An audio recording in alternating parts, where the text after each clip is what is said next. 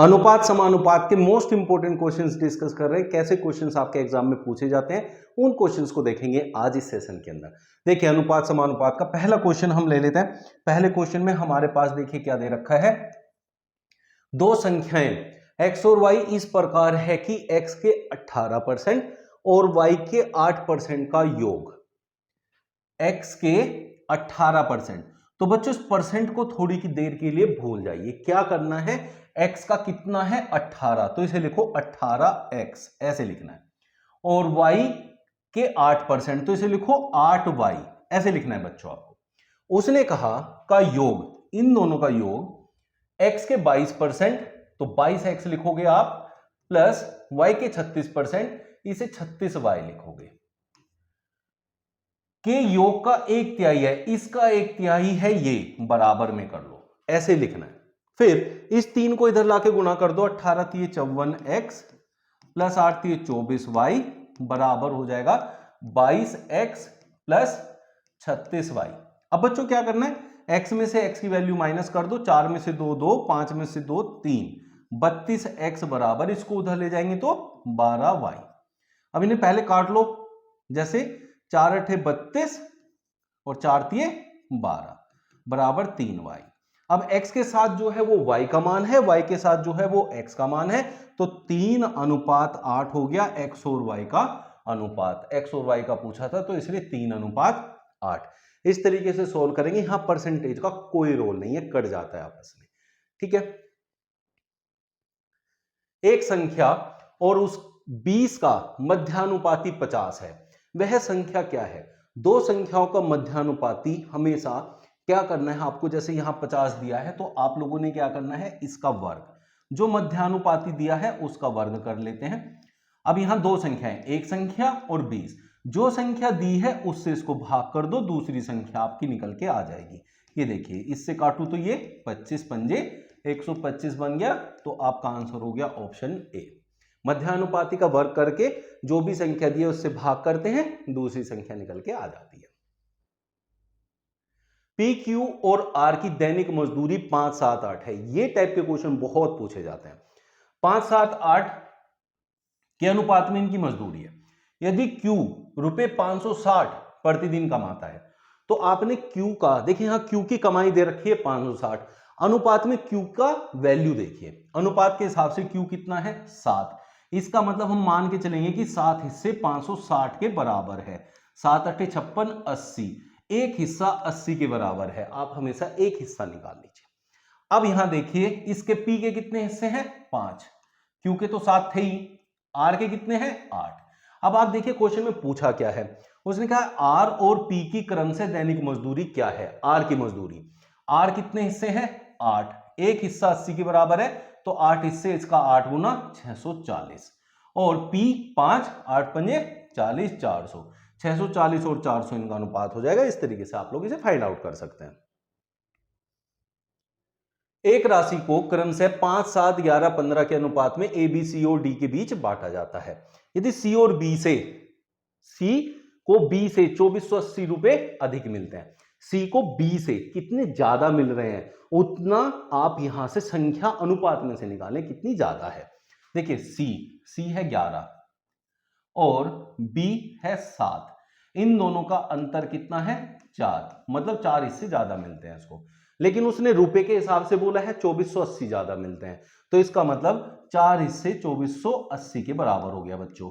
काट दो इसे, 4 × 24, 4 दूनी 8, 620 एक हिस्सा हो गया, एक हिस्सा 620। अब उसने कहा तो बी और डी के शेयरों के बीच कितना अंतर है, बी और डी में कितना अंतर है। बी है 7, डी है 15, इन दोनों के बीच में अनुपात के हिसाब से अंतर है 8 का, तो इसके 8 हिस्से कर दीजिए, क्योंकि 8 का डिफरेंस आया तो इसका 8 गुना ही आपका आंसर हो जाएगा। तो 0 8 दूनी 16, 8 6 48 और 1 49, 4960, जो कि ऑप्शन सी बन जाएगा। इस तरीके से आप सोल्व करेंगे। हर किसी की अलग अलग वैल्यू निकालने की जरूरत नहीं है, अंतर है तो अंतर ले लो, जिसकी संख्या बोली है उसे ले लो।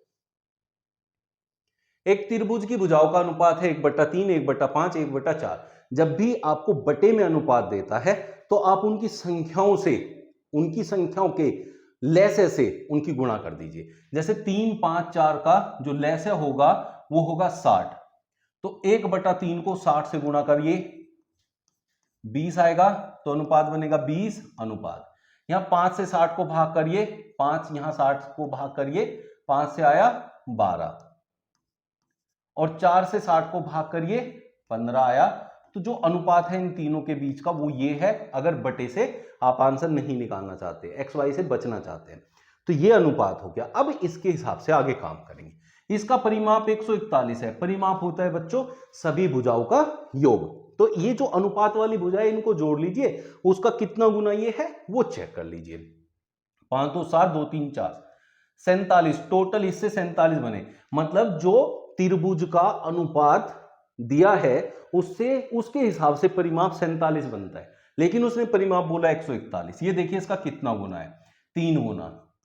तो इसका 3 गुना ये एक भुजा होगी, 20 तिये 60, यहां 12 तिये 36 और 15 तिये 45, ये तीसरी भुजा हो जाएगी 45। अब आपसे क्या पूछा है, सबसे बड़ी भुजा और सबसे छोटी भुजा के बीच का अंतर कितना है। देखिए यहां कितना अंतर है, सबसे बड़ी 20 है, सबसे छोटी 12, कितना अंतर है 8।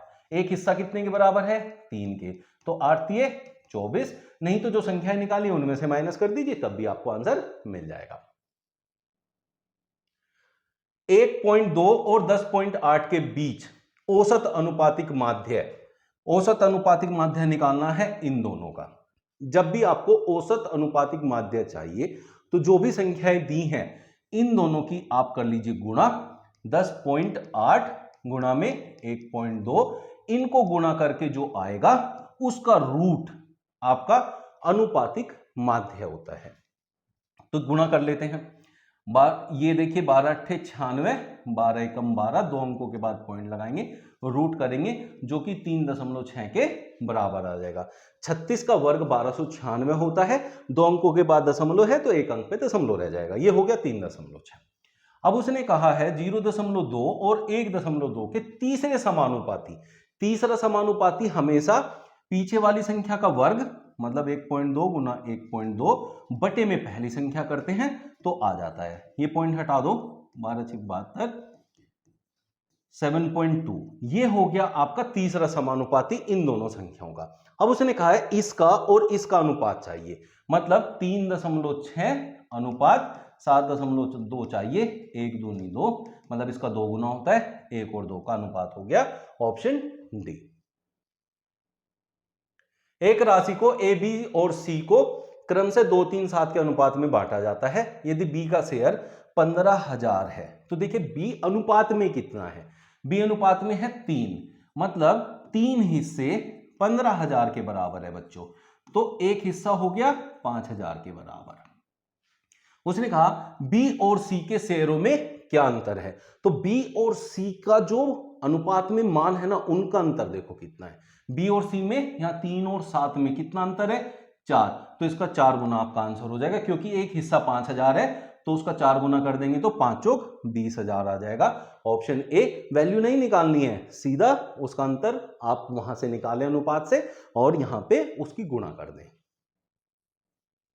3 संख्याएं 1/4, 5/9 और 7/12 के अनुपात में है। अभी मैंने पीछे सिखाया कि जब भी आपके बटे में संख्याएं दी हों तो क्या करें, इनके जो लघुत्तम होता है उससे गुणा कर दीजिए हर किसी में। तो 9 4 12 का लघुत्तम 36 होता है। अब यहां 36 को भाग करिए 4 से, 4 9 36, 36 को भाग करिए 9 से, 9 चौक 36, लेकिन ये 5 भी है तो 5 चौक 20 हो जाएगा। यहां फिर 36, तो 12 तिये 36, 7 तिये 21, तो अनुपात बना 9 20 और 21 का। अब उसने कहा सबसे बड़ी तथा सबसे छोटी संख्या, सबसे बड़ी है 21, सबसे छोटी है 9, के बीच का अंतर कितना बनेगा बच्चों बताइए, 12। ये अंतर 12 किसके बराबर है, 180 के बराबर है। उसने कहा 180 है, तो 12 15 180, एक हिस्सा 15 के बराबर है। उसने कहा तभी तीनों संख्याओं का योग ज्ञात कीजिए। तीनों संख्याओं का योग देखो कितना है, 20 20 40 और 10 50। एक हिस्सा 15 के बराबर है, 50 हिस्से गुणा 15 कर दो, 750 हो जाएगा, तो आपका आंसर हो जाएगा 750। एक बैग में 1 रुपए, 2 रुपए और 5 रुपए मूल्य वर्ग के सिक्के 4, 5, 8 के अनुपात में है। यदि इन सिक्कों का कुल मूल्य 432 रुपए है, तो बच्चों आपको ऐसे क्वेश्चंस में क्या ध्यान रखना है, आपको टोटल क्या दिया है, ये टोटल दिया है मूल्य, और अनुपात किसका है, अनुपात है सिक्कों का। अगर यहां टोटल रुपयों का दिया है तो अनुपात भी रुपयों का होना चाहिए, सिक्कों का नहीं। मतलब सिक्के नहीं, उसका धन कितना बनेगा उसका अनुपात होना चाहिए, अगर टोटल धन दिया हुआ है तो। अब यहां देखें, इसके 4 सिक्के हैं तो इसके 5 सिक्के, इसके 8 सिक्के। ये सिक्के किसके हैं, 1 रुपए के, तो ये कितने रुपए बनाएंगे, 4 रुपए। ये है 2 रुपए के सिक्के, तो 5, एक सिक्के में 2 रुपए हैं तो 5 सिक्कों में 10 रुपए। ये है 8, लेकिन 5 रुपए के, तो 8 पंजे 40 रुपए बनाएंगे। तो अगर इनका धन का अनुपात देखें तो 4, 10, 40 बनता है। 10, 4, 14 और 40, 54। 54 हिस्से 432 रुपए के बराबर है। एक हिस्सा 432/54 हो जाएगा बच्चों, इस तरीके से। अब आप देखें यहां धन में कि 54 अट्ठे, तो एक हिस्सा 8 के बराबर आ गया, एक हिस्सा 8 के बराबर आ गया, तो 8 चौक 32 रुपए यहां, 8 धाम 80 रुपए यहां, 8 चौक 32, 320 रुपए यहां। तो 32 रुपए इसके पास है, 80 इसके पास, 320 इसके पास। उसने कहा 2 रुपए के सिक्कों की संख्या किया है। बच्चों यहां देखो 2 रुपए कितने हैं, 80। 2 रुपए के सिक्के मिलके 80 रुपए दे रहे हैं। अगर 80 रुपए 2 के सिक्के हैं तो 2 से भाग करो, पता चलेगा 40 सिक्के हैं हमारे पास। तो ऑप्शन सी आपका करेक्ट आंसर बन जाएगा।